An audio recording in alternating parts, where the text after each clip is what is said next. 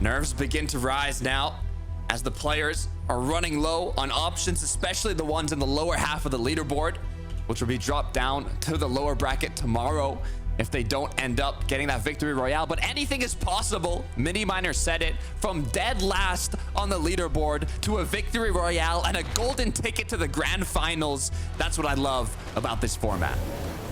Yeah, it just kind of rewards players really to step up to the plate and knock it out of the park, as Trulex and Chicho have finally switched up their draw spot, going on over to Ruin Reels this time around.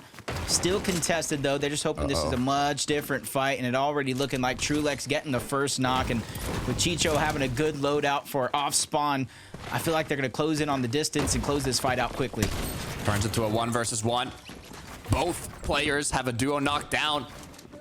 Waffle though gets finished, and now Chicho makes the decision. Does he go and pick up Trulex, turning it into a 2 versus 1?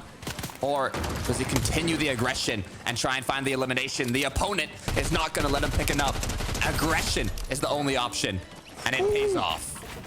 I like the thought process, trying to backtrack and go for the elimination, but just a straight line right into Chicho, and his SMG takes him down out of the lobby, and very, very successful right out of the gates. And depending on where they're at on the leaderboard, due to their rough start going against Pablo and Bevies, it might come down to a top 2 finish plus back-to-back top 2s if they want to stay in the upper bracket, or just a win in these next 2 games. And these guys have shown it in the Global Championship, contested out of every single game in the finals. They still pulled out a top finish.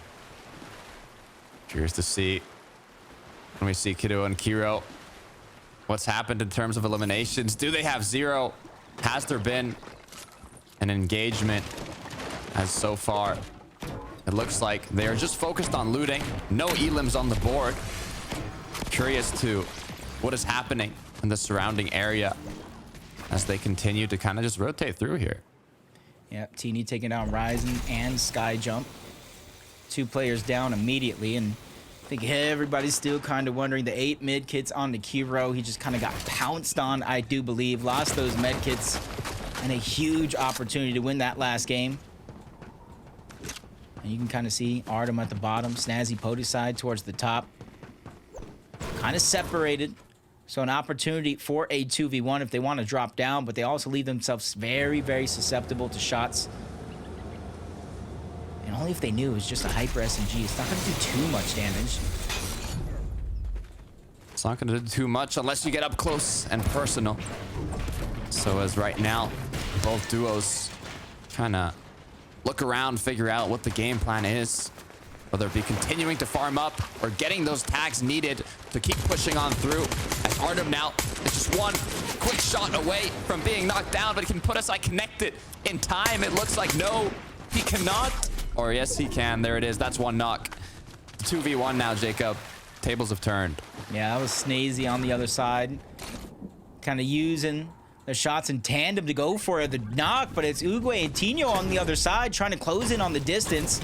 Even though they might not get credit for both eliminations, you got to imagine they're much more looted up than their opposition. And for Snazy and Podesai, it actually might be best to stay over in this position, especially now knowing you can see those builds into the distance and know that that third party is there. The knock goes on over. The revive comes through, so there's no longer points for Snazy and Podesai. That gets stolen away. What a brilliant play coming out of Tino and Uguay to get those valuable points for the leaderboard.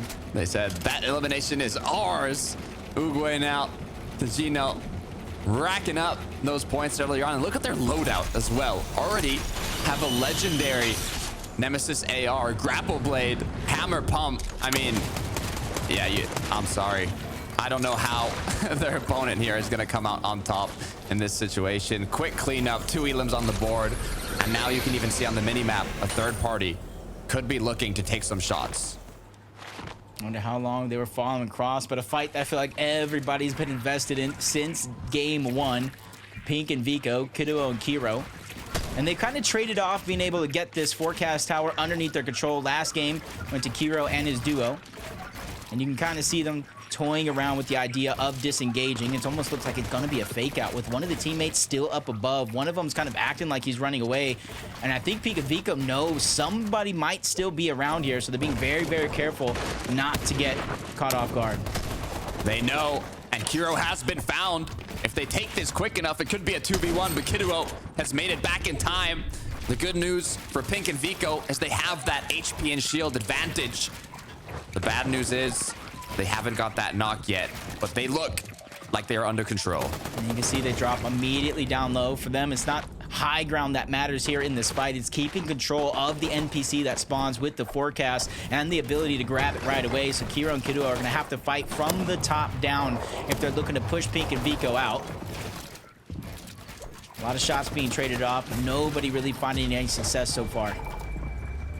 Nice little pyramid edit here. But Kiro knows, and he hits the huge shot, cracking Vico, going right into his box, getting the knock. Now 2v1. Kiro, though, gets knocked as well, turns into a 1v1. The situation has been balanced, but the pressure is on. I'm like, is it a 1v1? The NPC immediately spawns and set Pink as his line of sight, going through the back end as well. Pink finally able to survive, and it almost looks like a trade, a down-for-down trade. This fight will continue. Medkits to go around between Kiro and Kiduo, but it's just a matter of the shields. It doesn't look like they have bunch, but they go right back into the fight. Both players are dropped down to just a sliver of HP, and there's not enough heals to go around for either one of these teams, so a well-placed shot here could be the end of somebody's run. You said it yourself, Jacob. All it's going to take here is one big shotgun shot, and that could be what takes this engagement to an end. But so far, a little time to breathe and a little time to find that angle. Yeah, it does look like Pink and Vico, with the amount of control they were able to garner early on before, I believe, Kiro and Kiduo got in this position. They're going to get the forecast tower. Now it's about survival to really make that forecast tower count. And you see not a ton of shotgun shots if this one ends up continued into a prolonged fight. There are still a couple NPCs there that you can get loot from, but it's not really going to be much. And that's why you see Kiro and Kiduo eyeing the disengage coming out. Even though Kiro's still staying behind, they might be trying to go for a back-to-back fake. How many times do you think this will work? The back-to-back. I mean, it looks like we're not going to get to see, as Pink and Vico have decided. Ultimately, it is not worth it. And we are going to disengage, but be careful. Kiduo now could use this as an opportunity to strike, as Vico has been cracked. Just one quick shot could be enough. 28 white now. He's on a sliver of HP. All it's going to take is a breath to eliminate Vico here. Oh, he's doing such a good job fighting back, though. Monster of a shot there on the other side. No builds left. He can't even fight for piece control. And there goes Kiro on the other side. Down goes Vico. And now it's so crucial for Pink to stay alive. He cannot be a hero in this position. Otherwise, the forecast tower goes out the window. This is tragic for Pink and Vico, as Pink has been left alone as a solo now. With the amount of HP he has, they used a lot of materials, a lot of consumables in that engagement, so basically no loot, basically no materials, now not even in the zone. If he wants to go back and try and pick up Vico, bring him back into the match, it's going to use up a lot of time. We're going to have to see a Malibu Camera Stash comeback if we want Pink and Vico to win this match. Kind of looking around the map, seeing that a couple of spots did open up due to some of our team's early win. Vexy and Prahowa were uncontested towards the north side. Yanis and Flixie were contested with Scroll and Sky over towards Reckless Railways. So definitely have a lot of opportunity to kind of move in and take away these spots that have shown success, but it's not necessarily the spots, it's how you execute when you're playing these games out. And this where you see another rotation coming through from Teeny and Misha, going towards the lower end, bypassing Pleasant Piazza. They're just trying to get their weapon cache. Everybody around the map on these edges are going to be looking for the same thing. Earlier on, it was the battle for the forecast towers. Now the battle for the combat caches as the box fights come through. Sandguild Marius now forced into one close to the lavish layer. Popping shields, making sure they're at 200 effective HP and shield. But the issue with these engagements, as rotates come through, you can see in the mini-map at the bottom right how many duos are in the surrounding area and how risky it can get. Yeah, we saw a couple of zones like this yesterday over towards Lavish Layer, and there's a lot of opportunity to hide in these buildings if we do continue to move in this direction. Cache can be opened up, getting the pick of the litter when it comes to loot. Shakos and Sky Dune down below. Not really wanting to fight downward. They're happy with their position for now, but got to be careful. At the top of the mountain, another team beginning to focus in that direction, put some shots in. Still about 3 more zones to continue the trend in what we've seen with storage surge activating. So you got to be as proactive as possible. That way you're not fighting on the back foot when it does start to become a thing. Take a look at what happened with Chap and Khan here. They've been playing very well aggressively, getting into late games with a good amount of eliminations, and it looks like this game won't be any different. Already picking up 2, and it was even such a quick one that they did not lose too much shield or materials. Kirk trying to run away. Nice shots by Pixie and Walks, and it does look like with the damage and the idea that he is a solo, they're trying to continue to follow right in his tracks. But I think with that slight turn off the other end, he backtracked. They're going to lose sight of him, but sight of somebody else, and another shield being drained just like that. Pixie and Walks are on a terror looking for Storm Surge.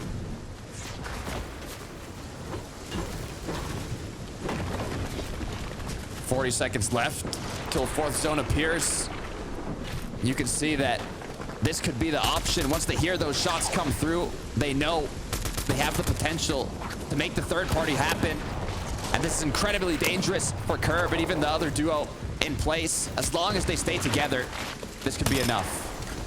Yeah, there's a huge strength in numbers, and you can see everything kind of turned on its side. A team that was once low ground has a chance to disengage. Medallion being tossed aside from Pixie to Walks, trying to save as many of those shields as possible, whether it's Big Pots, Minis, or even the Flowberry Fizz. Everybody else disengaging out of this position. So the aggressors kind of left empty-handed here in terms of Pixie and Walks. Looking back, Kiduo Kiro still with that 1 elimination they got onto Vico. We can see Pink is actually close. Kiduo looks like he marked him. They found him. Now all it's gonna take is a couple shots, 1 more. And it's gonna end up with Pink's demise, as now Kiduo from above looking to see if he can break on in. And Pink needs a miracle to happen if he wants to eliminate both of these players. Yeah, I thought the miracle was finding the elimination right before we tuned in. That's how he's able to get the heals and the resources to fight this one off, but no shields.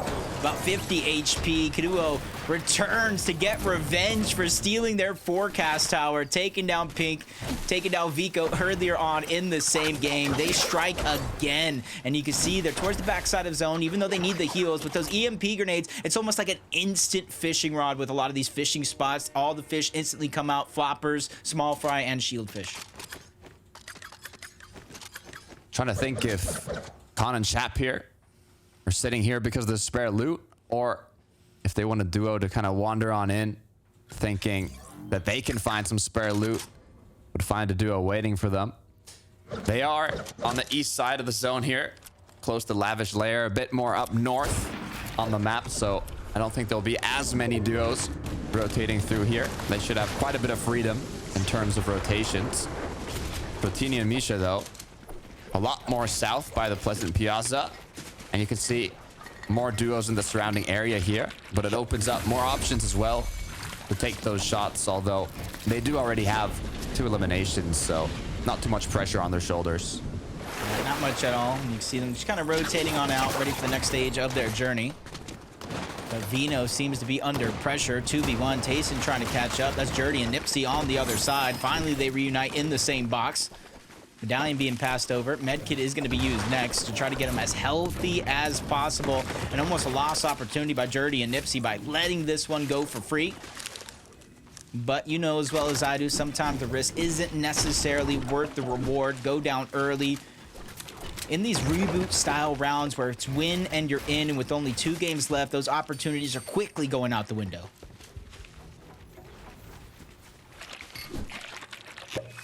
Veno and Tayson gonna fizz each other up, get right back to almost 200 effective HP and shield, but also use that boost they get in terms of mobility to continue rotating through. But with their positioning, they shouldn't have too much to worry about. Looking over the Rift Island, though, Howley, Nefrigio. Yeah, Zone's about to pull away from Rift Island as well. Cammy and Seti, like I said, Nefrizzi and Howley on the other side, kind of hanging on to what they can in terms of Rift Island. As Cammy this time around not gathering as many HP heals as he did before, dropping them, trying to go back. Have to be very, very mindful of the amount of Storm Surge that you're taking in these games, because it kind of switches up the role, who plays for heal off, who goes down to play Disruptor. But Cammy has said, you know, there's at least one other team still boxed up here. We have to deal with them first, or at least figure out what they're doing before we can make our move. Otherwise, we kind of leave ourselves open to getting tagged up on our way to zone. Exactly. It's kind of like that game of chicken, you know, where first player to rotate out is going to be the victim of the shots by the duo that's waiting for them to rotate. Seti and Cammy just continuing to wait, as it looks like Nefrizi and Howley doing exactly the same. For Mixon and Ping, though, you know, I like this base. This is actually, this is interesting. Kind of like the setup. It opens up a lot of flexibility. 360-degree look on the opponents rotating through, making use of the edited cones. Oh, you see them using the smart pistol as well, locking on to those enemies that may not necessarily see it coming. Free surge for them, and because they're so high up, look how easy it is to get damage on these players are rotating with the grapple blade, with the crash pads. This is something I've seen pulled out yesterday, and haven't really seen it in too many games leading up to this, but that's kind of what you save a lot of those strategies for, moments like this, and immediately knowing they're going to rotate, they switch those weapons back on over, picks up his striker, and he's ready for the next stage. I mean, it paid off. 500 above almost. Now Tayson and Veno, you can see as the match goes on and more players start to get damage, they also start going to the least congested side. As you can see, there's a lot of duos here trying to rotate up north. Sorry. The issue is with all the water, it makes it a bit more difficult. If you do have the grapple blade, it can benefit you and help out. But so far, they're based up. They're going to refarm what they used in terms of brick and materials and wait from there. Yeah, zone's going to open up. Players tend to spread out when the zone does open up, so Veno and Tayson just probably biding their time, waiting for a lot more flexibility in this end game.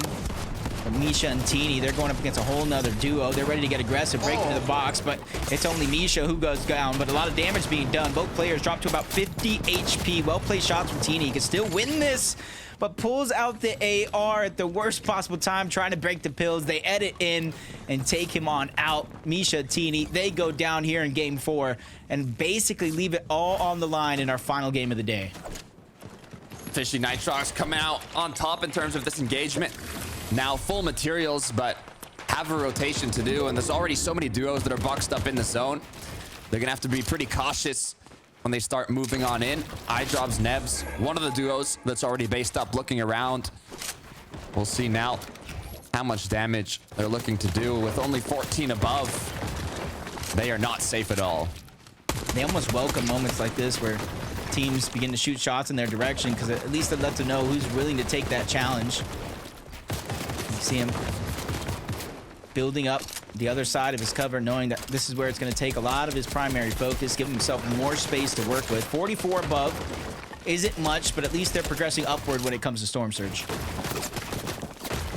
Looking for some options down below. A lot of the times when these duos are taking those shots onto your box, applying the pressure, it kind of opens up that option for you to take a trade. Although you do have to have a good amount of spare shields if you want to risk it. But sometimes when you're desperate to do damage and you're below surge, it could be one of the only options. Cammy Seti kind of in a almost isolated location, not completely boxed up by a lot of duos. And this is a bad zone for a lot of the players now. You can see it pulled directly up north. Rotations have to come through from almost everyone as they already start to begin their journey. I'd be asking my duo right now, you brought your rod of rings, you ready to swim? This isn't a vacation, but it's going to be a triathlon, whether you're going land, sea, or air to try to get to zone. For Seti and Cammy, though, I will say they're poised to only have to worry about the rotation. 233rd above the damage threshold, but they're just peeking through the cone, gathering the crucial information of where everybody's positioned at, especially towards behind them, because that's where they're most susceptible to getting tagged up and jumped on from another team. But you can see the replay. That's Yapko who goes down, pings and mix and find another crucial elimination towards the end game. Quick double pickaxe in. Tayson Veno now, just like Cammy and Seti, are choosing to play it a bit more patiently.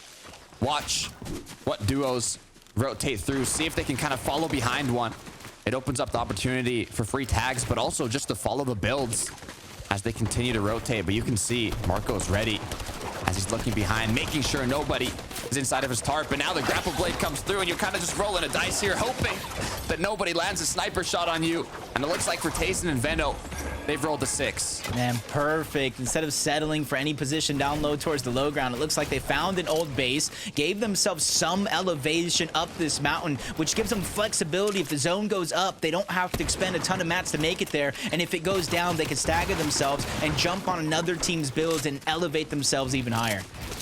150 above.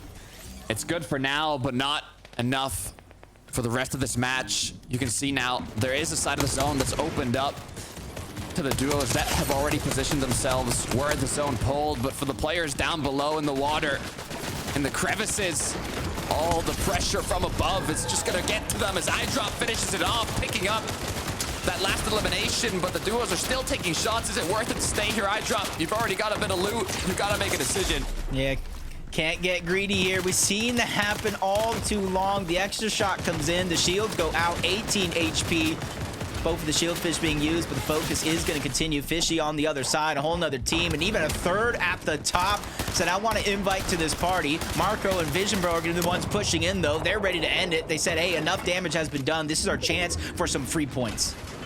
A bit of time to breathe for iDrop now. Going to pop the med kit. 8th zone has pulled right back south towards all the duos that barely made it in on the edge. So luckily for them, we won't have an incredibly long way to rotate.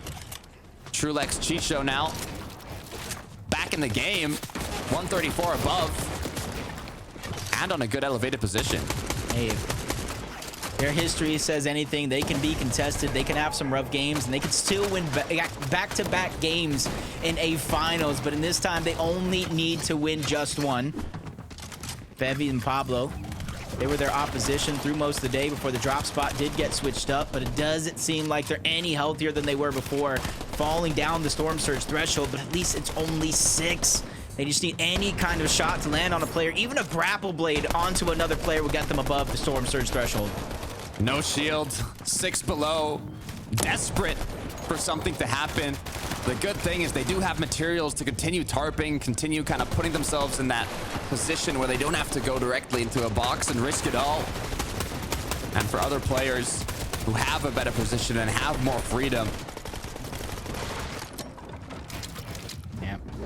Backside of zone, though. Nobody really has the front side, or at least not too much, over water just to get there. There might be a little pinch of land on their left side as they rotate, but it's not going to be much that you can really have a lot of confidence. Skabi and Briz still falling below the damage threshold, but with a crash pad and a well-placed shot, and they get to the front side of zone, this is their opportunity to look back. They have the floppers to get the heals and HP back on up, but it's the shields and the materials that they lack.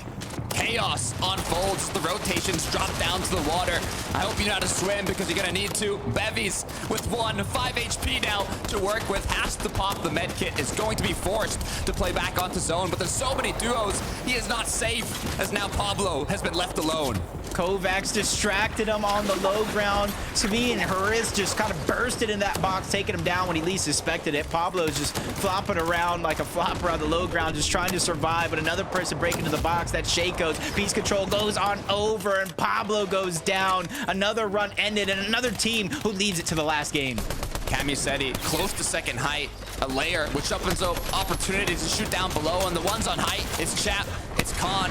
They've been close to the victory royale throughout the day, but Veno and Tayson, they want height as well as they begin the battle. It wouldn't be an FNCS without Veno and Tayson involved, and he narrowly escapes getting taken down by another player. Chap and Khan right above him. They're one of the higher placing duos through consistency so far on the day. Vision Bro up top. He almost gets taken down by Veno. You gotta watch out for shots like this, but Takada, this might be the time. The high ground play. Veno and Tayson, Marco and Vision Bro for the high ground, and they're ready to put it all on the line in this moment. Nice shots. They get him weak, and they're trying to drop him down, and there goes the disengage. High ground has been secured by Veno and Tayson. They have done it. The throne is theirs up above now. It's all about maintaining it. Apply that pressure to the duos on second height. The duos that can potentially contest them, but Cammy has to be careful as he has lost Seti. All that's left is one medkit now. forced to play inside the zone. Yeah, pages have been switched. It was said he was forced to clutch up in every single game so far, and now he gets a taste of what it feels like, but can he go big? We've seen him clutch up. We've even seen previews on the day as iDrop and Neb just making their way through the zone. iDrop, Nebs connected close together, looking for more action as Veno begins to apply that pressure on the players that are looking for height, flying through the air, the grapple blades. I wonder how many medkits Tayson has, because if this comes to a heal off, you're going to need a lot.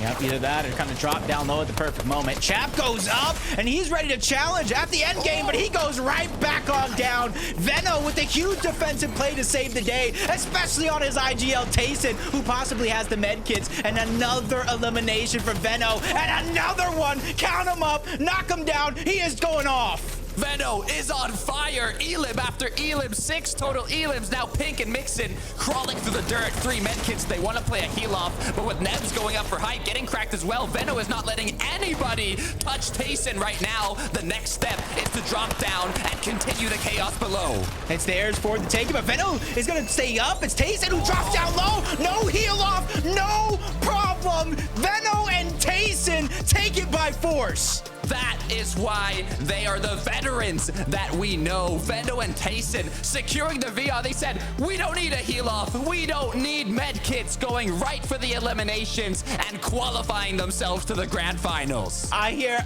Prodigy Analytics in my ear right now. Another game going to the high ground team. And that's saying low ground was dominating these games, winning game after game. But now the switch up is high ground. And you're seeing it come to fruition with teams waiting until the perfect moment to overthrow their high ground opposition. Veno and Tayson, it was like clockwork. It's like they practiced all season long up until this point, and they make it work. And you got to give huge credit to Veno just going off in the end game. And this is what people know and love him for. Look, I want to know what motivated Veno. A rough start to a glorious ending. They were locked in their element in the final moments of this match, not letting anybody come close to the high ground, making them look like they were playing a nice little ranked game, but that is a way to finish the match. A huge sigh of relief for Veno. Now he gets to sit back, relax, and enjoy the rest of the show. And since he's enjoying that show, a new spot towards Grand Glacier has just opened up if anybody wants to take it. One match left throughout the day, but I want to see what just happened with all the chaos that just unfolded. So let's head back to Frankie, Levin, and Minnie.